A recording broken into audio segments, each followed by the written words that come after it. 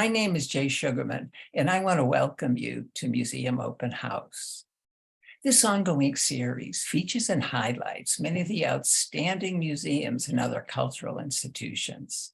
The main purpose of most programs is to inform viewers about current and upcoming exhibits, various programs, resources, and other opportunities that are available for the general public. Today via Zoom, we're fortunate to have as our guests Cate Masterson, Brien Bouyea, Jessica Cloer, and Matt Reichel, all of whom are associated with the National Museum of Racing Hall of Fame, which is located in Saratoga Springs, New York.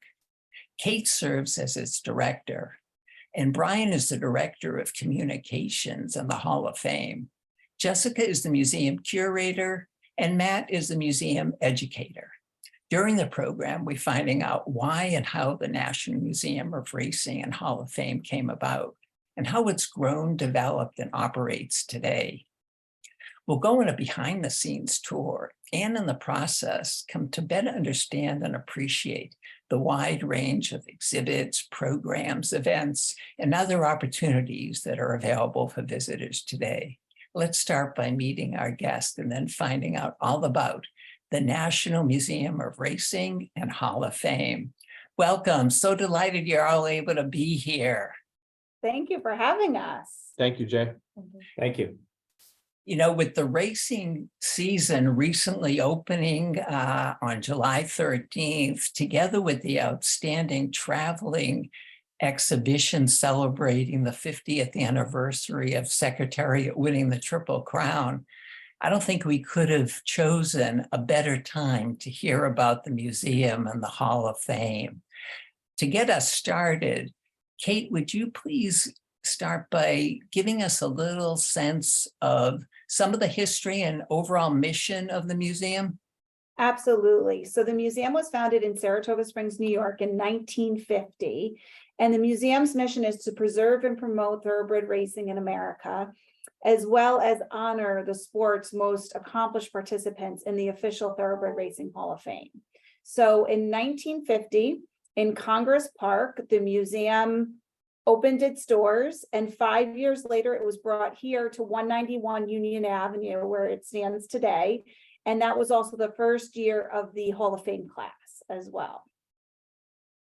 Brien, could you pick up on that and tell us a little bit about the planning and the process of creating the museum, perhaps some of the original people involved, their contributions?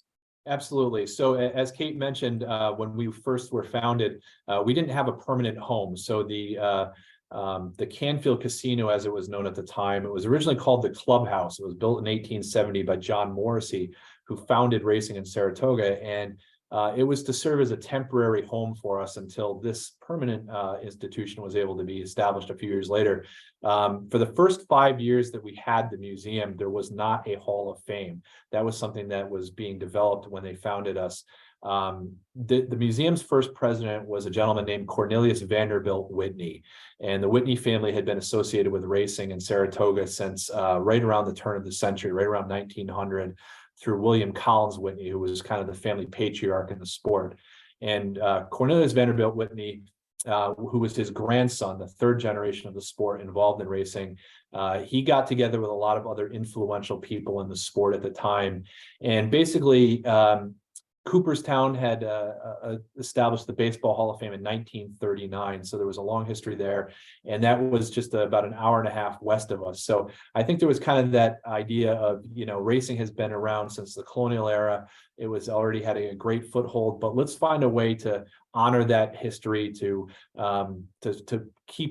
put together keepsakes, a place where, you know, you could come in and look at all of the extraordinary artwork and the trophies and the memorabilia. And for the first several years, it was very much just a very summer destination. There was 24 days of racing in Saratoga at the time, and the museum was just open during that window. But as time went on and, you know, the sport grew and Saratoga became more and more popular, the museum developed, and it became more of a professionally run institution early in the 1980s, and was expanding programming, expanding the collection, expanding the Hall of Fame. So it became more of a year-round destination, as did Saratoga Springs. So the Hall of Fame, as I said, came along, 5 years after the museum was founded. The inaugural class, with some of the legends, they didn't even look at, the man-o'-wars or horses like that yet. They only took either you had to be a living person at the time, a jockey or a trainer, or you had to have been a horse that competed in the 19th century to kind of deal with some of that backlog and establish the first class. So we have annual induction ceremonies.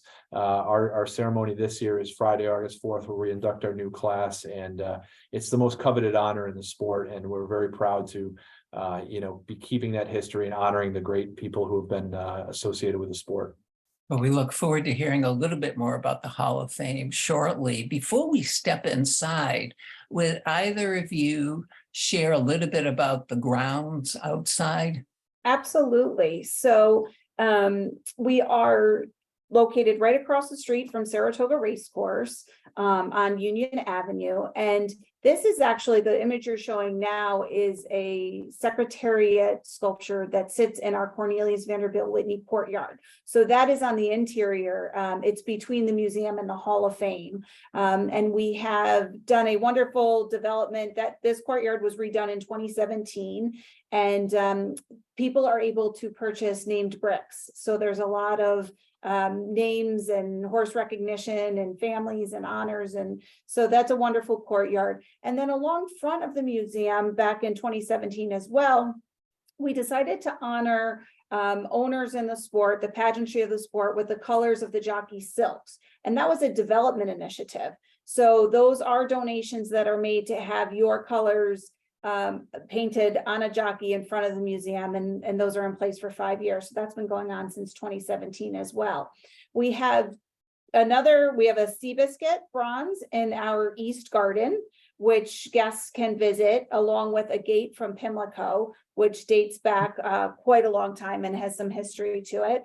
And then our newest acquisition to the museum's collection is the Against All Odds statue, and that sits on the corner of Union and Ludlow, and we just unveiled that the night before opening day. So August 12th or July 12th, we unveiled this wonderful iconic statue of John Henry, the horse who's in the Hall of Fame, his rider Willie Shoemaker against the Bart, and another Hall of Fame jockey, Eddie Delahousie. So this is a wonderful acquisition that came out of Chicago, Illinois, and will forever be enshrined here at the Hall of Fame in the museum.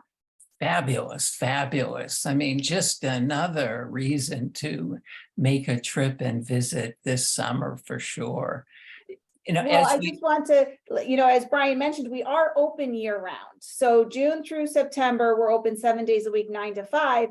But in the off season, October through May, we're open Wednesday through Sunday, 10 to 4. So if guests don't want to do the summer crowds, please come and visit us off season as well. Nice. Thank you. Matt, as we step inside, could you give an overview of the layout, some of the different areas and opportunities for visitors? Yeah, sure. I'd love to. The museum is filled with so many super cool galleries and interactives and things to see. If you're any fan of horse racing at all, this is heaven for you. This is the perfect place for you to be. The layout of the museum kind of goes in a big loop around the building, like a big circle around. And we usually tell guests that the best way to go through is going clockwise in the circle around the building. That's where the bulk of everything is. But when you enter the building, you go left up these stairs and you start in the Link Gallery, which is a modular gallery. It changes out all the time. The museum has a lot of galleries that change out often because we always like keeping things fresh. We like bringing in new exhibits often to give returning visitors something new to see. But as you step through the Link Gallery, the first place you see is the Sculpture Gallery, where we have a great number of equine sculpture on display. My favorite sculpture in the room, we have a sculpture of Julie Crone near the window. Julie Crone is the only female jockey in the Hall of Fame right now. She ended her career with 3,700 wins, which is insane. There's also an authentic starting gate in the Sculpture Gallery as well that is to scale. So if you can step inside the starting gate and get a feel for what it's like to be in that environment, in that area. Also near the Sculpture Gallery is the Edward Evans Trophy Room, Edward P. Evans Gallery, where we keep a whole lot of trophies dating back a century. That's also where we keep one of the 2 Triple Crown trophies that we have on display. We have 2 of them. We have the ones for Count Fleet and War Admiral. We have Kentucky Derby trophies, Belmont plates, Preakness trophies. It's very cool. Then as you go through the starting gate past the sculpture gallery, you enter what we call the historical galleries, which is one of my favorite parts in the whole museum. So in the historical galleries, you basically take a walk through time, tracing the history of horse racing in the United States from its beginning in the colonial era in 1665, all the way up until modern day. So you start in the colonial era and you progress into pre-Civil War, then post-Civil War, and then eventually into the 20th century. And it's really cool, interesting. It's really interesting to watch how horse racing developed in America and how it gradually evolved into one of our first national pastimes. All the American presidents that were involved in it. It's really neat. So you go through the historical galleries and then you end up in the Jockey Club Gallery, where you'll find a very cool interactive that allows you to explore some of the original Jockey Club registration papers for some of thoroughbred racing's biggest names. And after that, you pass into the Race Day Gallery, which is what you see right here. The Race Day Gallery is really cool. This is a completely renovated gallery, completely redone in 2020. And it's absolutely beautiful job that they did in this gallery. My favorite thing in this room is the Call the Race booth, which is a super fun interactive that gives you the chance to call a horse race, a big horse race from history. Secretariat's Belmont Stakes is in there. Holy Bull's Travers race is in there, and there's a microphone in the booth, and you can close the door and you can record you calling that horse race. And it's so cool, and people have so much fun in there. And then you can email the recording to yourself afterwards when it's done and brag to all your friends on Facebook. It's so cool. That is fabulous. It's one of my favorite interactives in the building. This on the wall you see in this photo, there's a whole bunch of jockey silks, and there's another interactive right there on that table that lets you browse some other jockey silks from racing's biggest owners and stables, the designs that they chose. And then of course behind that is the Hall of Fame, which I'll let Brien talk about a little bit more about that later in the program. But the Hall of Fame is of course the star of the show.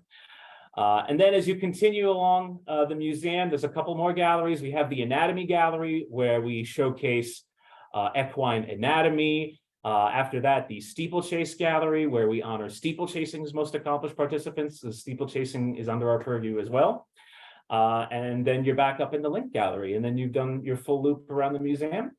There's a small exhibit downstairs about local history in Saratoga Springs, and that's also where we keep the very cool thoroughbred racing simulator, which is an authentic thoroughbred racing simulator machine. It's the real deal that professionals train on, and we have one available for guests to use.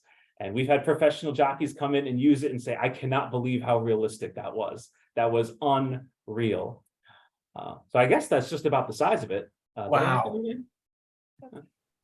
It's just sounds so engaging, so thoughtfully done. All of you and your colleagues have truly, I think, captured what a good museum in general should be about, both background information and a number of interactive experiences to fully engage visitors. So congratulations on this. And let's move to another one that I know is a highlight too, that we've been referring to, Brien, the Hall of Fame. As we step into the doorway there, what will we have the opportunity to encounter? So you're going to see something in the Hall of Fame that you will not get an opportunity to see in any other sports Hall of Fame in the country. We, for a long time, had a traditional approach in this room, traditional plaques that you'd see on the wall, very similar to if you'd visited Cooperstown or another Hall of Fame along those lines. But when we decided that we needed to do a renovation and kind of do something different, we wanted to offer people something they could not see in any other type of sports Hall of Fame. So we decided to go digital with our Hall of Fame. It's a complete digital interactive experience. So we have 4 different Hall of Fame categories that we honor: horses, jockeys, trainers, and pillars of the turf. And the pillars of the turf category is pioneers, leading breeders, people who made a difference in the sport, but they were not actual participants like a jockey or trainer. So we have 478 Hall of Fame members, and that's a lot. Sounds like a lot, but when you think about the history of the sport, going back all the way to colonial days, it's a very, very tiny percentage of the actual people who in horses who have competed. It is far less than 1% who get honored with the Hall of Fame. So what we did with this room with the interactive is, instead of having traditional plaques, it's a digital experience. So you can go up to one of our 9 stations in the room with a touch screen, and you go up, and if you want to look at Secretariat or Man of War or any of the great jockeys, you just touch the screen and their digital plaque will come up on there showing all of their accomplishments. But it's much more. You can play race videos of some of the horses. There's photo galleries, there's achievement pages. And what this definitely improved upon is, like I said, a lot of the inductees go back to the 19th century or early 20th century. And prior to that, people didn't have the opportunity to see images of these people or the horses. Now you can see some of the artwork that is featured in the museum collection, wonderful photography, and as I mentioned, video of some of these inductees, which is something that you don't get an opportunity to do at any other Hall of Fame. So, but the centerpiece of this experience of when you go into the room is we have a 16-minute signature film called "What It Takes: Journey to the Hall of Fame." And this is something that we wanted to have just an experience that people will talk about, an emotional journey of, what it takes for a great horse or a great jockey or trainer to be in that exclusive company of being in the Hall of Fame. So we got the great Bob Costas to narrate this for us. And we filmed interviews with several Hall of Fame members, different points throughout the country.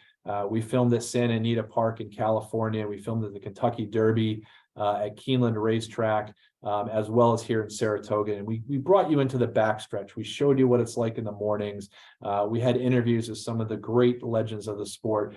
And it's not just a film, it's a 360-degree immersive experience. So you're seeing things around you at every different angle, and you can watch this film from a number of different locations in the room, and you're going to see different things each time. So it's a wonderful experience. It's an emotional journey, and we're very proud of the film. Outstanding, outstanding. In the time remaining, just a quick word about this year's Hall of Fame inductees. Sure. So we have an 8-member class that's going to be inducted on Friday, August 4th here. We have different committees which review the candidates. So we have a contemporary category which reviews anybody who's competed, horses, jockeys, and trainers within the past 25 years. And through that group, the jockey Corey Nakatani was elected, as well as 3 racehorses. So Arrogate, California Chrome, and Songbird were the 3 horses that are getting in this year. And they're all extremely accomplished, all Eclipse Award winning horses. Arrogate set the record for the fastest Travers Stakes in history. He won the Breeders' Cup Classic. He won the Pegasus. He won in Dubai. Songbird was a multiple Eclipse Award winner, Breeders' Cup winner. And California Chrome was one of the most popular racehorses of the past quarter century. 2-time Horse of the Year who won the Kentucky Derby and the Preakness, won overseas in Dubai. So it's an incredible modern class. Our Historic Review Committee elected the jockey Fernando Toro, who is a California-based jockey from Chile who won over 3,500 races in his career, competed mostly in California, but had success in other parts of the country. Rode Royal Heroine, who was a Breeders' Cup winner from the inaugural Breeders' Cup and was inducted last year. And then we have 3 pillars of the turf. And this shows the range of where we're selecting candidates from.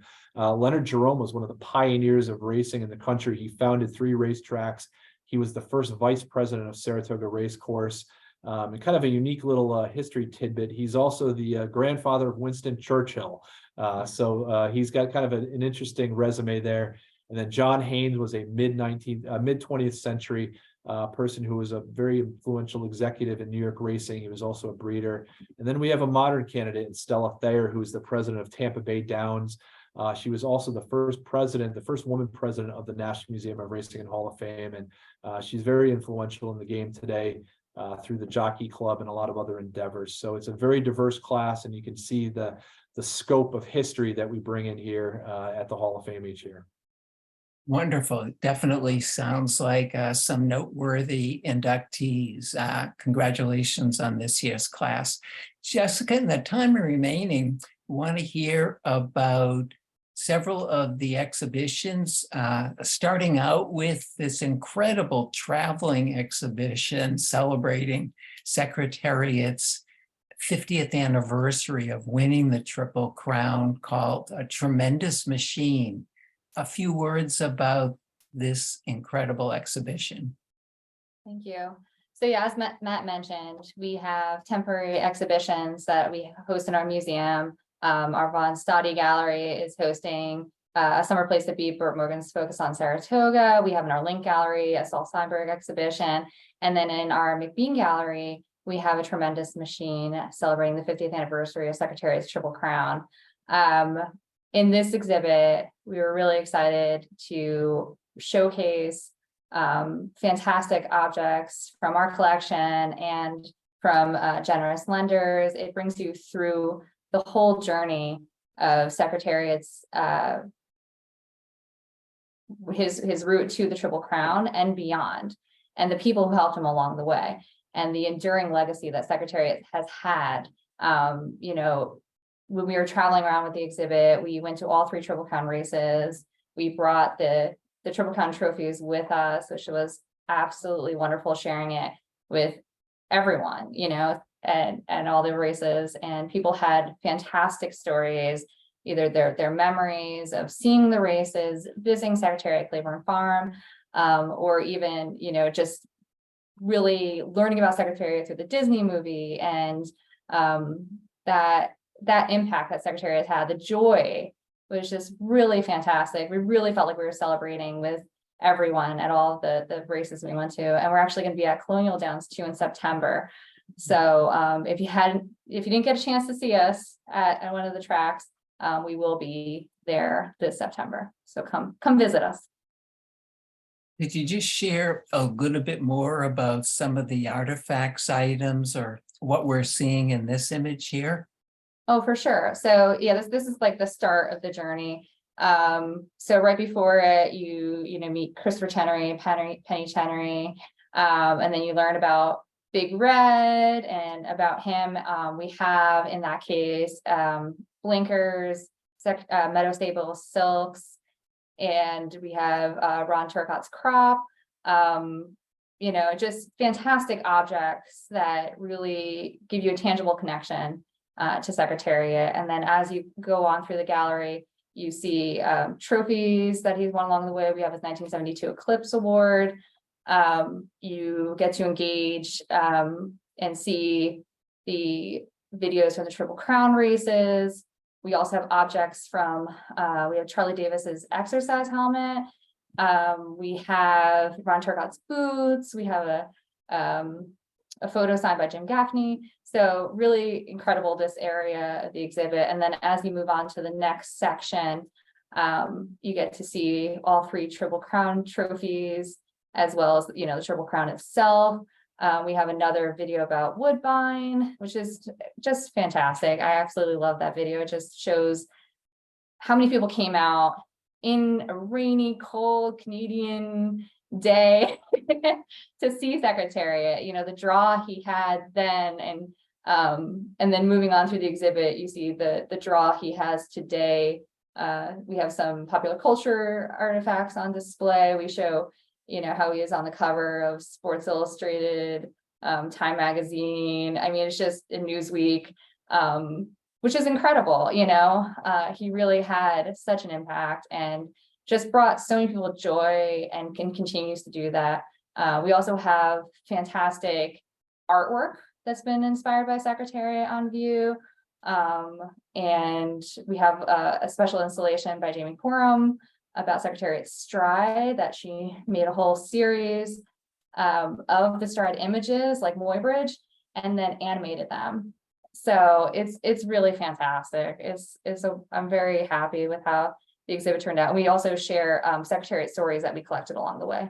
And the exhibition is going to be on display through the end of the year as well. So Terrific, terrific. No, and hearing you talk about Secretariat and what's available, I just have to think Secretariat is almost like knowing like where you were when somebody landed on the moon. Or some incredible event. I know in speaking to some friends and family telling them about this program and the exhibition, everyone had a memory of Secretariat, really has struck an accord with those who were fortunate to experience the record-breaking performances of the horse over time.